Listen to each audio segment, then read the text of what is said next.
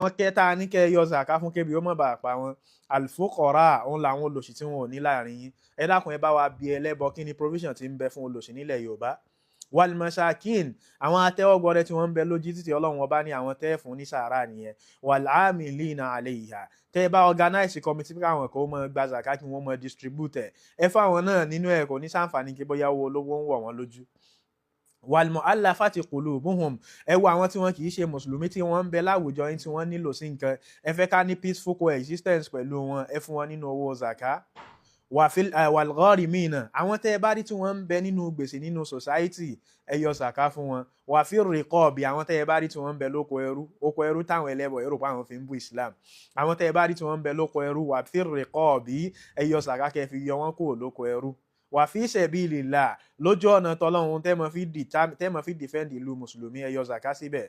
Wabni sabili ẹni tẹ́ bá rí tí máa rìn lọ lójú ọ̀nà tó sọnù ẹ yọ nínú owó zaka kẹ́ fi tọ́jú ẹ̀ kí lọ́lọ́run ọba wa sọ ó ní faridatan minallah ohun tá à ń sọ fún yín kì í ṣe tó wà optional ọ̀ranyàn ní fún gbogbo ẹni tó bá jẹ́ mùmínì. Ó di mẹ́ta. Ẹlẹ́ẹ̀kẹrin níbẹ̀ Quran 9:60 Ọlọ́run ọba àlékè ọlá ń sọ ibẹ̀ ó ní innamas sadaqatu lil fuqara àwọn kẹta ní kẹ́ yọ zaka fún kébi ó mọ̀ bá pa wọn alfuqara òun làwọn olòṣì tí wọn ò ní láàrin yín. Ẹ dákun ẹ bá wa bi ẹlẹ́bọ kí ni provision ti ń bẹ fún olòṣì nílẹ̀ Yorùbá. Wal masakin àwọn atẹ́wọ́gbọrẹ tí wọ́n ń bẹ lójú títí Ọlọ́run ọba ní àwọn tẹ́ fún ní sàárà nìyẹn. Wal amilina alayha tẹ́ bá organize committee pé àwọn kan ó mọ gba zaka kí wọ́n mọ distribute ẹ fáwọn náà nínú ẹ̀ kò ní sàǹfààní kí bóyá owó olówó ń wọ̀ wọ́n lójú.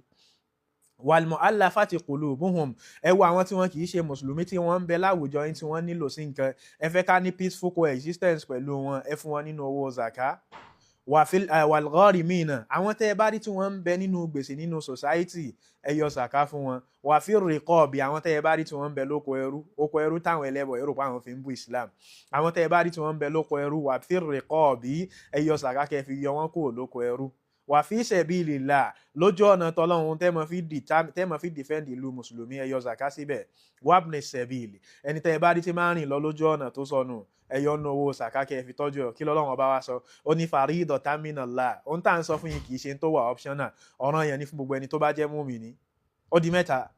Ẹlẹ́ẹ̀kẹrin níbẹ̀ Ànábì Muhammad sallallahu alayhi wa sallam ń sọ fún wa nínú hadith tí al-Bukhari gbà wá Ànábì ń sọ wípé ma zala Jibrilu yusini bil jari hatta dhanantu annahu sayuwarrithu Jibrilu kò yé sọ àsọọ́lẹ̀ fún mi nípa ará àdúgbò débi pé ńgbà tó yá mo bẹ̀rẹ̀ sí ní rò pé yóò ní bí n bá kú kí wọ́n pín ogún mi kan ará àdúgbò ni.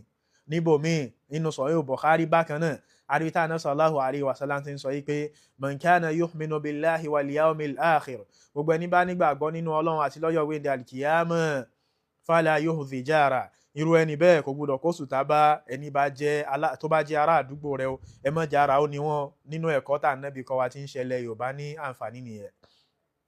Ẹlẹ́ẹ̀karùn-ún Ànábì sallallahu alayhi wa sallam kọ́ wa wípé a kì í jẹ́ kó ogún ẹni ó bá ṣiṣẹ́ fún wa ó gbẹ ká tó san owó rẹ̀ o. At-Tirmidhi gbà wá Ànábì ń sọ wípé u'tul ajira ajrahu qabla an yajiffa 'irquhu ẹ sanwó ẹni bá bá yín ṣiṣẹ́ ẹni tẹ́ ẹ rán níṣẹ́ tó bá yín ṣe nǹkan kó tó di pé ogún rẹ̀ ó gbẹ sanwó rẹ̀ fún o. Ó di márùn-ún àbí. Ẹlẹ́ẹ̀kẹfà níbẹ̀ Ànábì sallallahu alayhi wa sallam jẹ́ ká mọ rírì gbèsè a kì í jẹ gbèsè ó ká wá gbé dọ́dọ̀ Ọlọ́run ọba bẹ́ẹ̀ bá ti jẹ gbèsè tètè san. Ànábì ní nafsul mu'mini mu'allaqatun bi nafsihi hatta yuqda anhu ad-daynu mùsùlùmí ò gbúdọ̀ bá gbèsè kú o torí pé gbèsè yẹn wọ́n fi dé ẹ̀mí rẹ̀ mọ́lẹ̀ ní títí dìgbà tí wọ́n bá san gbèsè yẹn fún. Mùsùlùmí kì í jẹ́ ká jẹ owó olówó mọ́lẹ̀. Ó di mẹ́fà. Márùn péré mo fẹ́ dákọ ṣùgbọ́n ẹ jẹ́ kí n fẹ́ yọ ọ̀kan kún kó di méje. Ẹ má jẹ rìbá torí pé ń kó àwọn nǹkan sínú gbèsè ayérayé. Ọlọ́run ọba àlékè ọlá sọ nínú al-Qur'an ó ní ya ayyuhal ladhina amanu ẹ̀yin tẹ́ jẹ́ mùmínì la ta'kulu riba ad'afan mudha'afa ẹ má jẹ rìbá o kẹ́ máa wá dọ́bù rẹ̀ kẹ́ máa jẹ owó olówó mọ́lẹ̀. Wattaqullaha ẹ nípa ìyà Ọlọ́run ọba o la'allakum tuflihun torí pé bí ipa ìyà Ọlọ́run ọba lẹ́ ti ṣoríire. Ó di mélòó ẹ̀yin ọmọ ìyá wa ó di méje. Okay ẹ jẹ́ kí n fẹ́ yọ ọ̀kan kún sí kó mọ̀ di pé yóò mọ̀ gùn púpọ̀. Ànábì Muhammad sallallahu alayhi wa sallam sọ fún wa nínú hadith mi Ànábì ní inna Allaha tayyib Ọlọ́run ọba tó mọ́ ni wala yaqbalu illa tayyiba kò ní gbà nǹkan kan míì lọ́wọ́ ẹ̀dá àfin tó bá mọ́. Inú Qur'an ó ní wa in kuntum junuban fatahharu bẹ́ẹ̀ bá dáràn jánábà ẹ make sure pé ẹwẹ̀ tó mọ́ dáadáa. ẹ dákun ẹ wà wá mùsùlùmí bá ti mọ́ tónítóní, ẹ pe àwọn ẹlẹ́bọ jáde kí wọ́n gbójú wọn, bẹ́ẹ̀ bá rí eléyìí tètè rẹ̀ ti bó látara ọtí mímu, ẹ sì rí eléyìí tí ń létí rò tó dọ̀tí káàkiri sí gbogbo èékánná dúdú mọ́ lára. ẹ̀yin ọmọ ìyá wa nínú Islam, nínú àwọn ìwà Islam làwọn nǹkan tá a mú wáyé, a lè máa kà wọ́n lọ, a lè ka ẹgbẹ̀rún nínú àwọn mọ̀záyá, nínú àwọn nǹkan dáadáa tó jẹ́ pé Islam ló kọ́ wa tí ìgbésí ayé fi ń rọgbọ.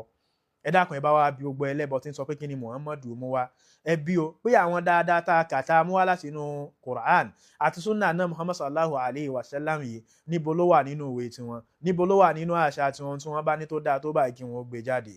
ẹ̀yin ọmọ ìyá wa, eléyìí jẹ́ àkọ́kọ́ ìdáhùn sí challenge wọn. tó bá di lọ́la a mú challenge tó bá kàn. ẹ̀yin mùsùlùmí ẹ má gbàgbé ní tẹ́ ẹ need láti ṣe, ẹ sì má gbàgbé mo ti bẹ̀rẹ̀ sí ní go live ní 8:30 pm lálálẹ́ lórí TikTok. ẹ má bọ̀ wá, ẹ wá kọ́ ẹ̀kọ́ nípa Islam àti nípa Ànábì Muhammad sallallahu alayhi wa sallam, tá a fi já gbogbo irọ́ wọn tán ní tí rùn ní ó bá kúrò ńlẹ̀.